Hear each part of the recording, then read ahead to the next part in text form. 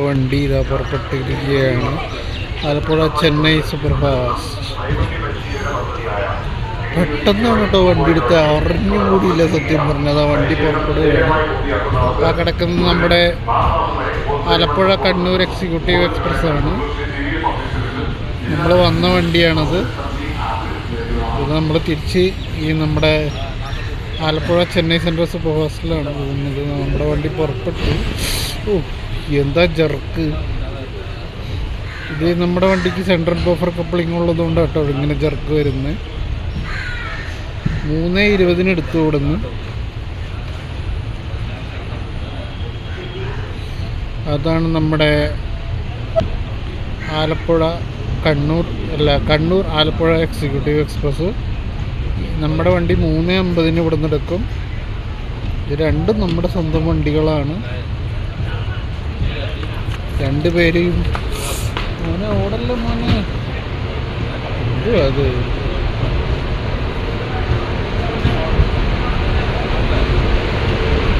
അതിനും P7 ആണല്ലോ.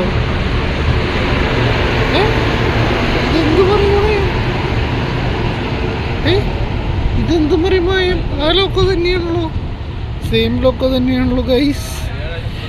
ഇപ്പം നമ്മുടെ വണ്ടിക്ക് ഏതായിരുന്നു ലോക്കോ? നോക്കണം കേട്ടോ. അത് സ്ലീപ്പറാണ്.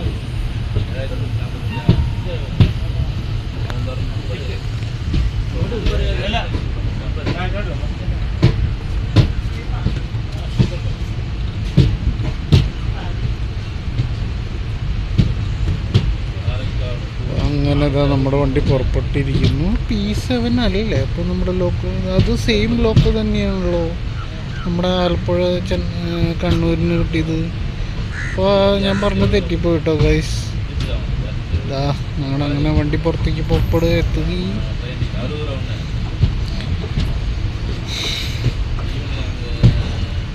എന്തായാലും അതൊരു സർപ്രൈസ് ആയിട്ടോ ഗൈസ്. പിന്നെ നമ്മൾ കാര്യമായിട്ട് ക്രോസിങ് ഉണ്ടെങ്കിൽ മാത്രമാണ് നമ്മൾ ഈ റൂട്ടിൽ റെക്കോർഡിങ് ഉണ്ടാവുള്ളൂ. കാരണം നമ്മളിത് നേരത്തെ എക്സിക്യൂട്ടീവിൽ വെച്ച് കവർ ചെയ്തൊരു റൂട്ടാണ്. അപ്പോൾ വീണ്ടും കാണിക്കുന്നതിൽ അർത്ഥമില്ലല്ലോ. അപ്പം അതുകൊണ്ടാണ് കേട്ടോ. മിക്കവാറും P4 ആണോ നോക്കേണ്ടി വരും ഏതായാലും ലോക്കോ എന്നുള്ളത്. എവിടെയെങ്കിലും നിർത്തുമ്പോൾ നമുക്ക് നോക്കാം ഗൈസ്. ഇനി നേരെ ചേർത്തല വീണ വണ്ടിക്ക് സ്റ്റോപ്പുള്ളൂ.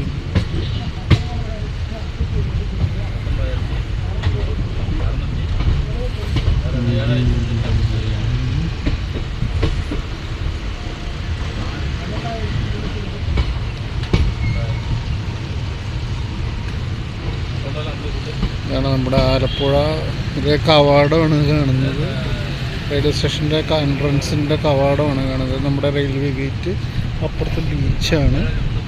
കുറച്ച് സമയത്തിനുള്ളിൽ നമ്മുടെ ലൈറ്റ് ഹൗസിൻ്റെ അടുത്തെത്തും. സർപ്രൈസ് ഡിപ്പാർച്ചറായിരുന്നു നമ്മുടെ വണ്ടിയുടെ.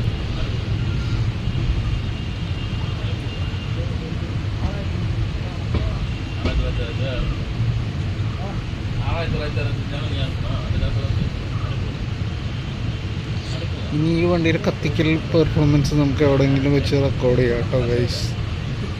ഇത്രയേ ഉള്ളൂ. ഇതാ ഇനി കുറച്ച് സമയത്തിനുള്ളിൽ ഇപ്പോൾ വണ്ടി ഇതാ പുറപ്പെട്ടിരിക്കുന്നു. വണ്ടി ഹോങ്ക് ചെയ്തിരിക്കുകയാണ്. ഹോങ്കിങ് P7 ആണോ എന്നൊരു സംശയമുണ്ട് കേട്ടോ ഗൈസ്.